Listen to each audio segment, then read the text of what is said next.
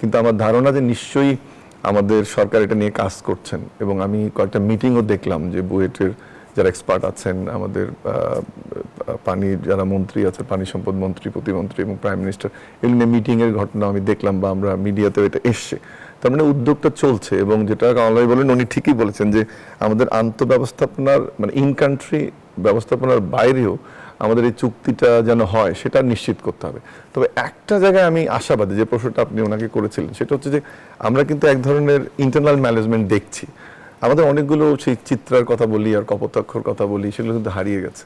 এবং যদি আমি ঠিক পড়ে থাকি বা বুঝে থাকি, সেটা হচ্ছে প্রায় 21,000 হেক্টর জমি এবং প্রায় 6 কোটি মানুষের যে এই জনপদ দক্ষিণ পশ্চিমাঞ্চল, সেটি কিন্তু দারুণভাবে ইফেক্টেড। এবং এইটার বিস্তৃতি এত বেশি, শুধু কৃষি না, কৃষি, পরিবেশ, জীবনযাপন, আপনার বনাঞ্চল, সুন্দরবন, সব কিছু মিলে কিন্তু একটা বড় ইম্প্যাক্ট আমাদের মধ্যে তৈরি হয়েছে। এবং সবচেয়ে বড় প্রবলেমটা যেটা, যে পানি পাওয়া না পাওয়ার বাইরের ঘটনা যেটা, যখনই দেখা যায় যে তাদের পানির প্রয়োজন হয় না, তারা এই গেটটা খুলে দিচ্ছে।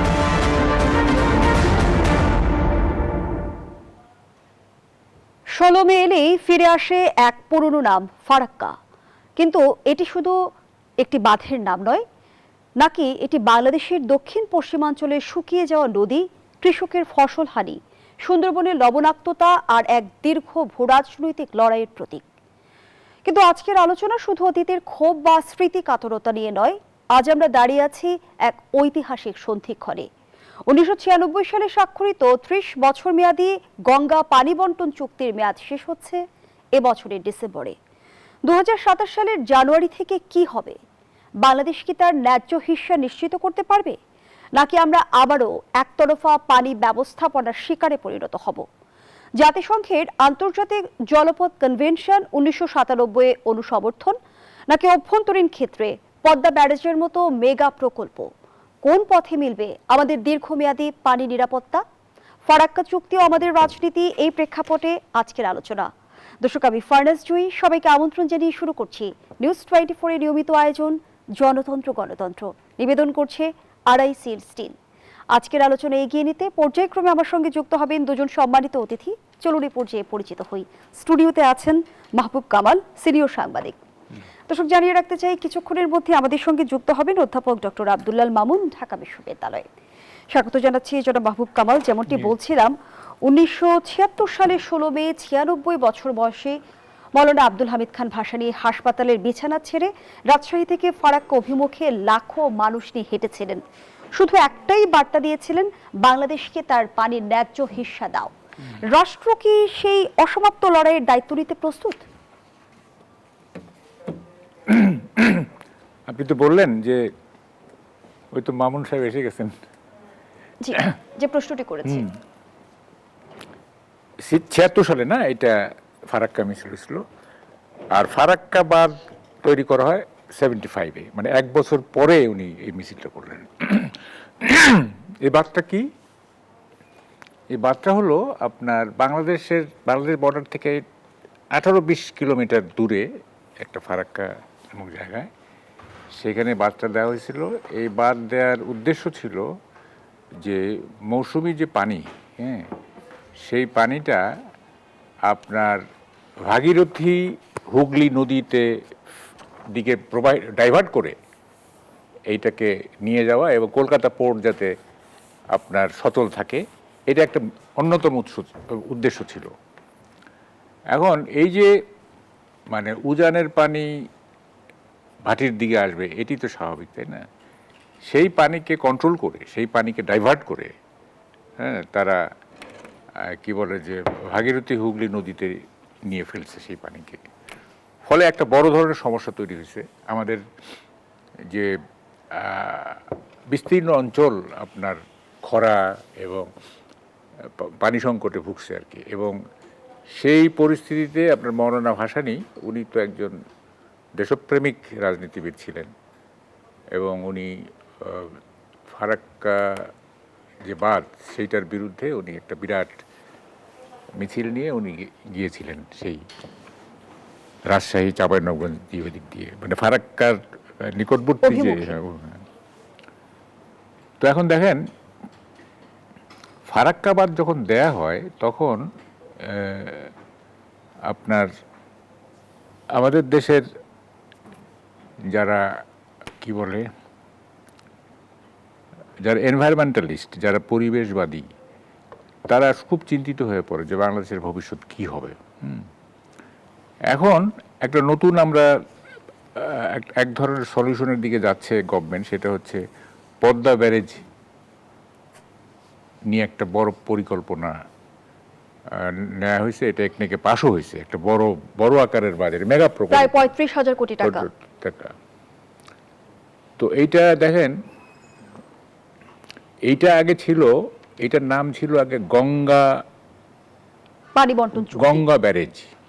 গঙ্গা ব্যারেজ নাম ছিল, সেই আপনার 1960 আর্লি 60s এটা নেওয়া হয়েছিল।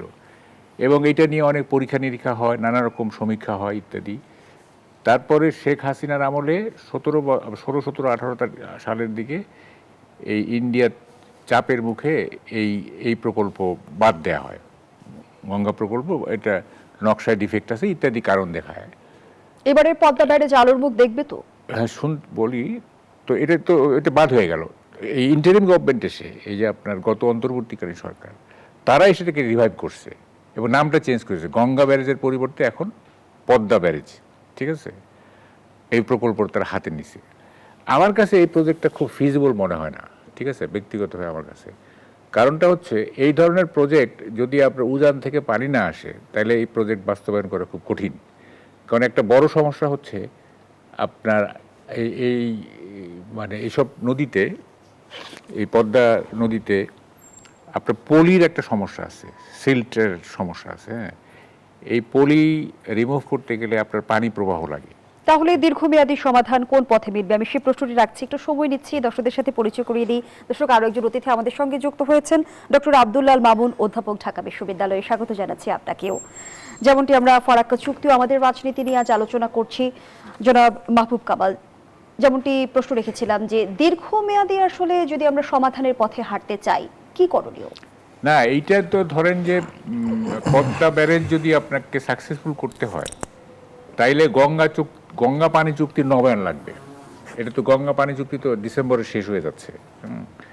এইটার একটা নবায়ন লাগবে। মোট কথা আমাদেরকে দেখেন, একটা বড়, কিন্তু গঙ্গা পানি চুক্তি থাকার পরেও অভিযোগ রয়েছে যে বাংলাদেশ পানির ন্যায্য হিস্সা পায়নি। না, সেটা তো মানে চুক্তি অনুযায়ী পায়নি। আর এটা হলো যদি চুক্তিটাই বাতিল হয়ে যায়, তাহলে তো আপনি কিছুই পাবেন না, তাই না? ওটা তো কম পাইছেন, তাই না? ভারত এককভাবে হ্যাঁ, ব্যবস্থাপনা। এবং আরেকটা সমস্যা দেখেন, সংকট তৈরি হচ্ছে, সেটা হচ্ছে ভারতে কিন্তু নদী একটা চুক্তি হতে যাচ্ছে। মানে ভারতের ভেতরের যে নদীগুলো, সেই নদীগুলো ওদের মধ্যে কিভাবে মানে পানি শেয়ারিং হবে, একটা চুক্তি হচ্ছে। এই চুক্তি হয়ে গেলে কিন্তু আপনার পানি প্রবাহের যে দিক, এই দিক পরিবর্তন হয়ে যাবে। তখন আর এই দিকে আর পানি আসবেই না। তখন ওই ওদের নদীর পানিগুলো ওদের মধ্যে খেলা করবে, বুঝছেন? তখন পানি সংকটের মানে একটা বড় ধরনের সংকট তৈরি হবে। সেইটা, এইসব দিক বিবেচনা করা হয়েছে কিনা, আমি যখন একনেকে এটা পাশ হইলো, এটা আমি জানি না এটা কোন দৃষ্টিকোণ থেকে এটা ফিজিবল হলো এই প্রজেক্টটা, এটা আমি ঠিক বুঝতেছি না। মানে এত টাকার প্রজেক্ট, দেখেন কত, 35,000 কোটি টাকার প্রজেক্ট না, যেখানে আমাদের অর্থনীতি তো খুব ভালো অবস্থায় নাই। যেমন ধরেন ব্যাংক থেকে লোন নেওয়া হয়েছে প্রায় 70,000 কোটি টাকার মতো, টাকা ছাপানো হয়েছে। তারপরে আমাদের ইনভেস্টমেন্ট নাই, ভবিষ্যতে রেমিটেন্সের প্রবলেম, সব দিক থেকে তো প্রবলেম, ইনফ্লেশন বেশি ইত্যাদি। সেইখানে এই যে একে তো এই যে কার্ড সিস্টেম করে, বিভিন্ন ধরনের কার্ড, এটা তো ইট ইনভলভস লট অফ মানি, তাই না? এটার মধ্যে আবার 35,000 কোটি টাকার মধ্যে একটা মেগা প্রজেক্ট নেওয়া হলো। এইটা কতটা বাস্তবায়িত হবে সেটা আই মিন ডাউট। তো দেখা যাক, নিশ্চয় মানে এটা পরীক্ষা নিরীক্ষা করেই এবং ফিজিবিলিটি স্টাডি করেই, এবং এটা একটা সুচিন্তিতভাবেই নেওয়া হয়েছে আমার মনে হয়। কারণ আমি তো আর ইকোনমিস্ট না, আমি সাংবাদিকতার দৃষ্টিভঙ্গি থেকে আমি দেখতেছি যে এটা আসলে এটা ভায়াবল হবে না। ধন্যবাদ জানাচ্ছি জনাব মাহবুব কামাল। অধ্যাপক ডক্টর আব্দুল্লাহ মামুন, আপনি নিশ্চয় অবগত রয়েছেন 30 বছর মেয়াদী গঙ্গা পানি বন্টন চুক্তির মেয়াদ এবছর ডিসেম্বরে শেষ হচ্ছে, অর্থাৎ আমরা এক ঐতিহাসিক সন্ধিক্ষণে দাঁড়িয়ে আছি। যদি নতুন চুক্তির বিষয়ে জানতে চাই, সেখানে আসলে পানির পরিমাণ বা কিউসেকের হিসেব ছাড়া আর কি কি জবাবদিহিমূলক শর্ত রাখা উচিত? আমার মনে হয় যে এখন শুধু এই পানির হিসেবে না, তিনটা জিনিস একসাথে হওয়া দরকার।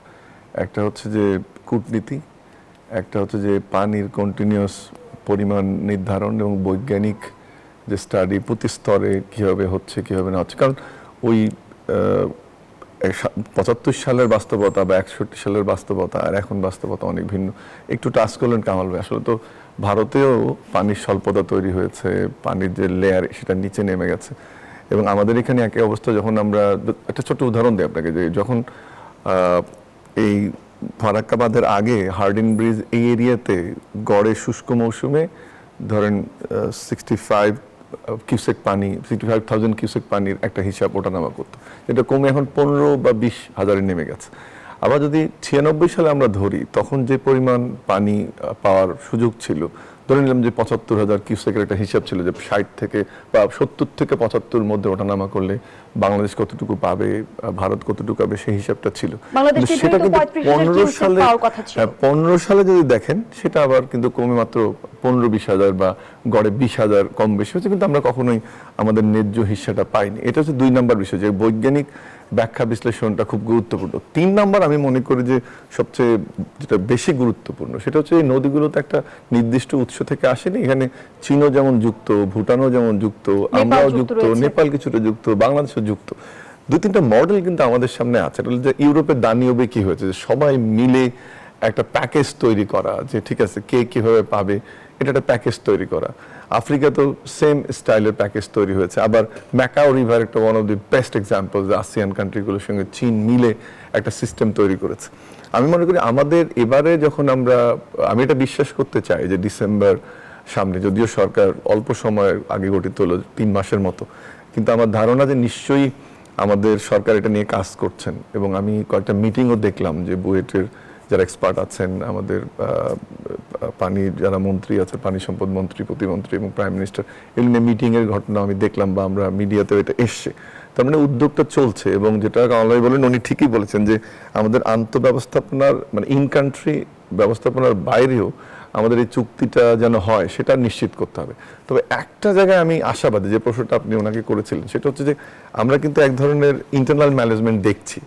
আমাদের অনেকগুলো সেই চিত্রার কথা বলি আর কপোতাক্ষর কথা বলি, সেগুলো কিন্তু হারিয়ে গেছে।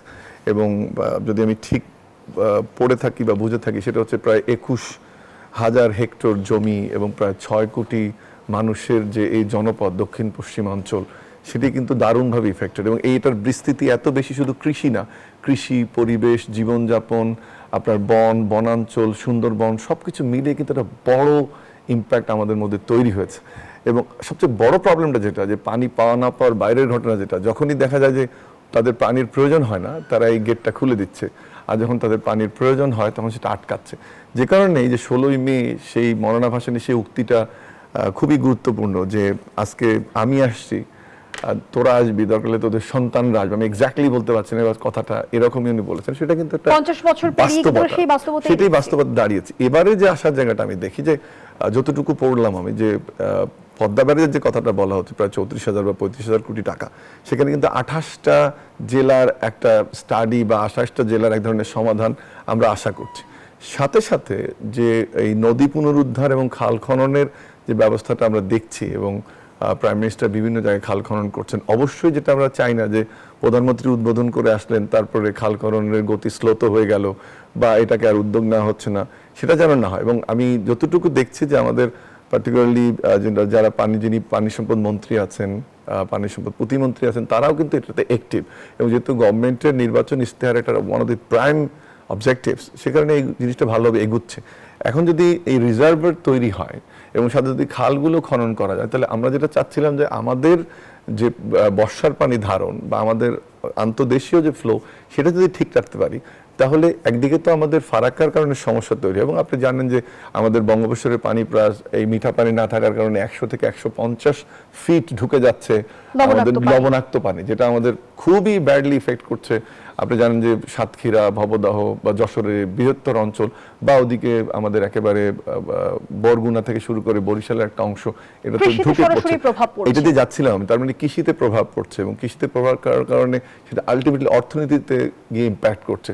সেই জন্য যে 34,000 কোটি টাকা যে আমরা ব্যয় করছি, সেটা সঠিক স্টাডি প্রয়োজন, এবং একই সাথে আমরা যে খাল খনন করছি তার একটা যোগসূত্র প্রয়োজন হবে। তখন আপনি কিন্তু খাল খননের এই যে বেনিফিট, সেটা একদিকে পাবেন, অন্যদিকে আপনি যে পদ্মা ব্যারেজ আমরা করব সেটা আরো ইফেক্টিভ হবে।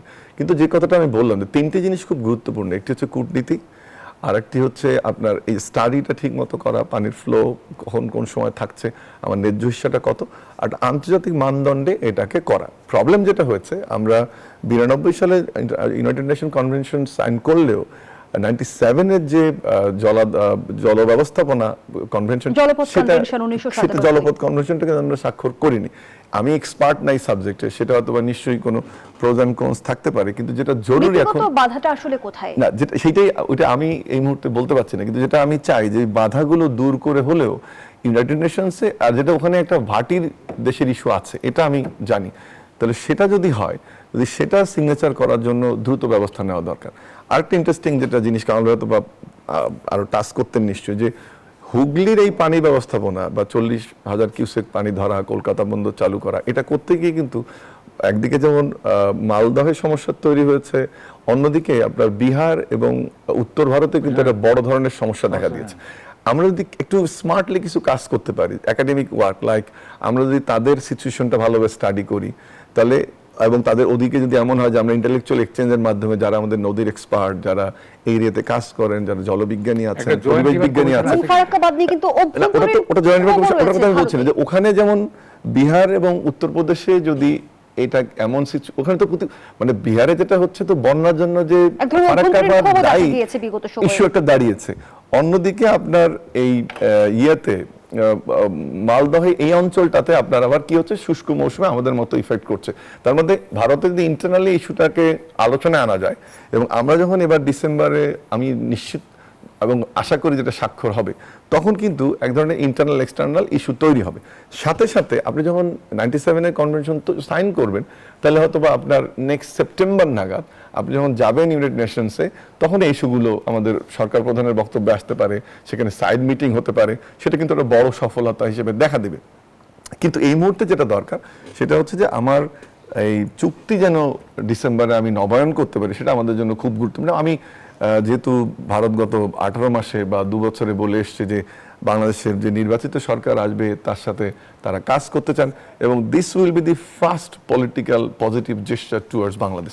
এটা কিন্তু শুধু আমরা পাবো না পাবোর ইস্যু না, ভারত কিভাবে নতুন সরকারের সাথে কাজ করছে, ভারতের দৃষ্টিভঙ্গি কি হচ্ছে, সেটা কিন্তু প্রতিফলিত হবে এই ডিসেম্বরে এই চুক্তির সফল বাস্তবায়নের উপরে। আমি আশা করবো যে ভারত সেদিকে যাবে। এবং চুক্তি নবায়ন হলে বাংলাদেশ কিভাবে নিজের স্বার্থ রক্ষা করবে? এবং অতীতে আমরা দেখেছি যে 30 বছর মেয়াদী চুক্তির ফলেও কিন্তু বাংলাদেশ অনেক সময় বঞ্চিত হয়েছে। 88 থেকে 96 আমরা সেই জায়গা থেকে একটু জানতে চাই যে চুক্তি লঙ্ঘনের জন্য জবাবদিহি প্রক্রিয়া রাখাটা কতটা জরুরি। সেটাই বলছি আমি, গ্যারান্টি ক্লজ চাই।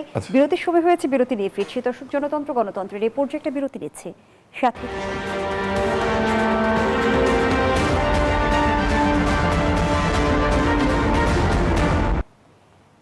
আবার আমন্ত্রণ। দেখছেন নিউজ 24 নিয়মিত আয়োজন জনতন্ত্র গণতন্ত্র, নিবেদন করছে আড়াই সিল স্টিল। আমরা আবারও ফিরছি আলোচনায়। অধ্যাপক ডক্টর আব্দুল্লাহ আল মামুন, যে আলোচনায় আমরা ছিলাম, এই চুক্তি থাকা সত্ত্বেও বাংলাদেশ চুক্তির ন্যায্য হিস্যা অনুযায়ী পানি পায়নি। বিগত সময় আমরা দেখেছি ভারতের অভ্যন্তরীণ ব্যবহার এবং উজানের অন্যান্য স্থাপনার কারণে বাংলাদেশ প্রাপ্য পানি বারবার কমে এসেছে। যদি একটু জানতে চাই যে চুক্তি যদি নবায়ন হয়, চুক্তি লঙ্ঘনের জন্য জবাবদিহির প্রক্রিয়া রাখা কতটা জরুরি? আমি ওই জন্য কিন্তু 1997-এর এই জলপথ কনভেনশনটাকে একটু গুরুত্ব দিচ্ছিলাম বারবার, যে সেটা হলে যেটা হবে, একটা হচ্ছে যে গ্যারান্টি ক্লোজ যেটা আমরা বলি, এখানে একটা ফ্লোজ ছিল, যেমন 70,000 কিউসেকের যদি বেশি হয়, দেখবেন অ্যাডভান্টেজটা ইন্ডিয়া পাচ্ছে, কম হলে ওই ক্লোজটা খুব ক্লিয়ারলি বলা নাই, ওর নিচের স্কেলটা। আর সেকেন্ড হচ্ছে যে সূচি স্পেসিফিক নির্ধারণ ছিল না, যে কোন মাসে কতটুকু, যে এমন করা যায় 2 মাস পর পর, 1 মাস পর পর, যেটা আমি শুরুতে বললাম, যে স্টাডি করে যদি নির্ধারণ করা যায় যে কতটুকু পানি থাকছে, এটা এখানে সায়েন্টিফিক্যালি বের করা যায় যে কত মাসে, কত বছরে কত পানি ছিল, সেটার বাস্তবিক অবস্থাটাকে এবং তার ভিত্তিতে রিয়েল টাইম করে তারপরে সূচিটা করে ফেলা। এবং আরেকটা ইম্পর্টেন্ট, এটা পারা যাবে কিনা কতটুকু জানি না, সেটা জাতিসংঘ হোক বা অন্য কোনো মেকানিজম হোক, এটা তৃতীয় পক্ষের ইনভলভমেন্ট থাকতে পারে কিনা, যে কারণে আপনি এটাকে একটা চেক অ্যান্ড ব্যালেন্সে নিয়ে আসতে পারেন। কিন্তু এটা ইম্পর্টেন্ট যে আপনি যেটা বারবার জোর দিচ্ছেন, আমরা আশা করি চুক্তি হবে এবং সেখানে যেন বাংলাদেশ ন্যায্য হিস্যা পায়, সেটা গুরুত্বপূর্ণ। আরেকটা হচ্ছে এই যে পাওয়া না পাওয়ার বিষয়টা, আমি যেটা উল্লেখ করলাম একটু আগে, যে আপনার দানিউব কমিশন বলেন ইউরোপে বা আফ্রিকাতে, নাইল বেসিনের যে উদাহরণটা আমি দিলাম, অথবা আপনার ম্যাকাও রিভার কমিশন, যেটা একটা সুষ্ঠু ব্যবস্থাপনা হয়েছে আসিয়ান দেশগুলোতে, এখন আসলে সামগ্রিকভাবে দেখতে হবে। কেন বলছে এটা জুই, যে আপনি হিমালয়ের যে প্রবাহ এটা কিন্তু সংকুচিত হচ্ছে। 2 নম্বর হচ্ছে যে আপনার বৃষ্টির ধরনও পাল্টে গেছে। বৃষ্টি শুধু ধরন না, পুরো জলবায়ুর একটা পরিবর্তন হয়েছে। সেই পরিবর্তন যখন হয়েছে, এখন পানি আর কিন্তু আপনার একটা শুধু চাষবাস, পরিবেশ, প্রতিবেশ, এটা কিন্তু আর পানি এখানে নেই। পানি আসলে ভূরাজনীতির একটা একটা অংশ হয়ে গেছে। আঞ্চলিক কূটনীতির একটা বড় অংশ, যেটা আপনিও বললেন যে ভূ রাজনীতির একটা বড় অংশ। সেখানে এই জন্য বারবার আমি বলছি যে এই যে দেশগুলো আছে, এই দেশগুলোতে আপনি যদি কম্প্রিহেন্সিভ একটা পরিকল্পনার মধ্যে না আনতে পারেন, তাহলে আসলে প্রত্যেকটা দেশই একটা আরেকটার উপর ডিপেন্ডেন্ট হবে। আরেকটা জিনিস ভুলে গেলে হবে না, সেটা আমি মালদহর কথা বলি, সেটা আমি মুর্শিদাবাদের কথা বলি, এই অঞ্চলগুলো কিন্তু বৃহৎ অঞ্চল এবং সেগুলো কিন্তু একটা আমাদের ভুটানের সাইজের চেয়ে অনেক বড় হবে। অর্থাৎ ভারত ইন্টারনাল ওয়াটার ম্যানেজমেন্টের একটা ইস্যু আছে। তাহলে এখানে শক্তির বিষয় না, বরং সমন্বয় এবং সফল কূটনীতি কিন্তু নির্ধারণ করবে এই পুরো অঞ্চলটাকে একটা দৃষ্টিভঙ্গি থেকে দেখার জন্য। এবং সেটা যদি দেখতে হয়, এরকম বিক্ষিপ্ত চুক্তির বাইরেও এই অববাহিকায় যে দেশগুলো আছে বা যে দেশগুলো একটার সাথে আরেকটা ইন্টারকানেক্টেড, সেটা খুব গুরুত্বপূর্ণ হবে যে সেটা আপনি কিভাবে নির্ধারণ করছেন। এবং এই দৃশ্যমান চুক্তিগুলো কূটনৈতিক প্রস্তুতি আমরা দেখতে পাচ্ছি কিনা সেই প্রশ্নটি রাখছি, পরবর্তী অংশে আবারও ফিরছি। ধন্যবাদ জানাচ্ছি এ পর্যায়ে জনাব মাহবুব কামাল।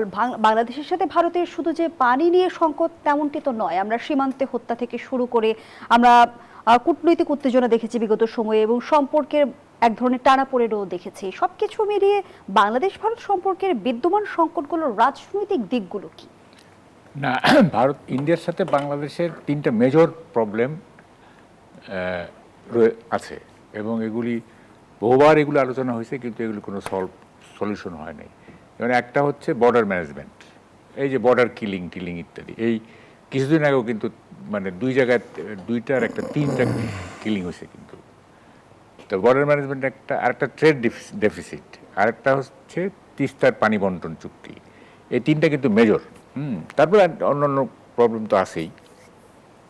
তো এখন দেখেন, এই প্রথমে আমি বলি যে তিস্তা চুক্তি চুক্তিটা কি, এটা একটা ট্রান্সবাউন্ডারি ডিসপিউট, হ্যাঁ, মানে ইন্ডিয়ার এবং আমাদের নদীর, এবং এইটা হচ্ছে যে শুষ্ক মৌসুমে কে কতটা পানি পাবে এইটার উপর একটা চুক্তি, এই তো।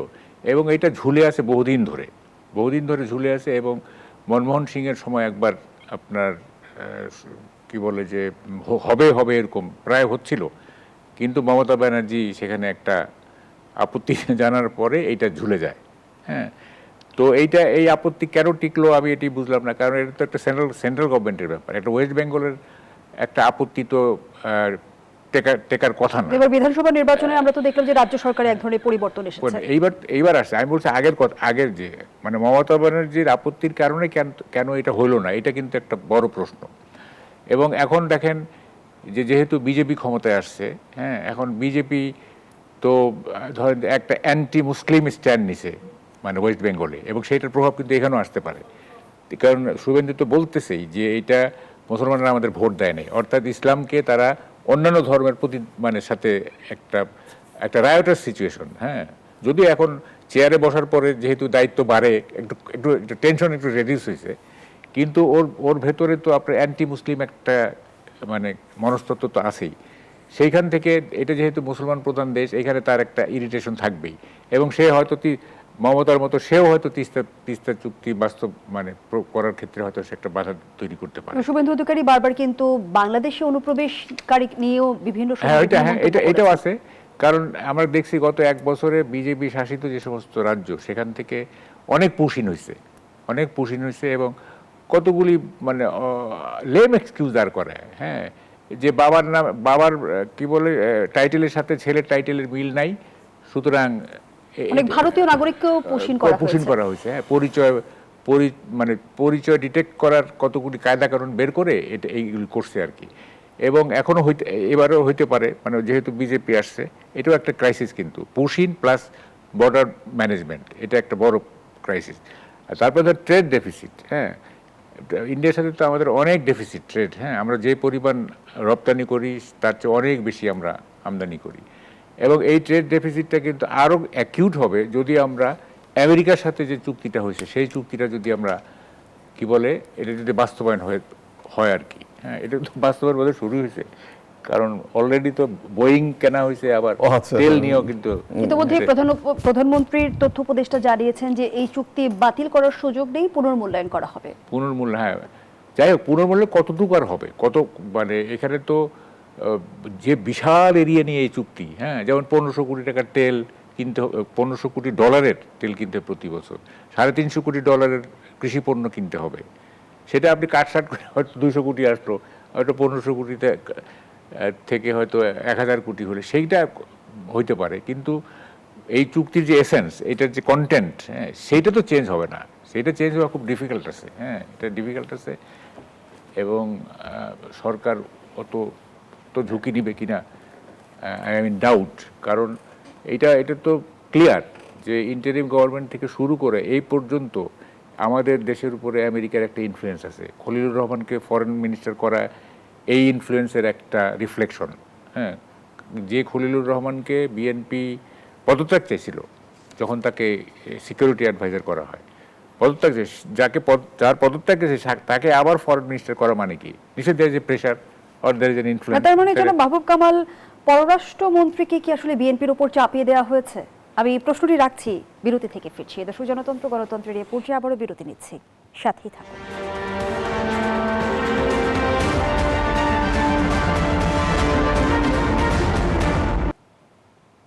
ফিরে এলাম, দেখছেন জনতন্ত্র গণতন্ত্র, নিবেদন করছে আরআইসিএল স্টিল। আমরা আবারও ফিরছি আলোচনায়। জনাব মাহবুব কামাল, আপনি বলছিলেন ভূ রাজনীতির এক ধরনের জটিল সমীকরণে বাংলাদেশ।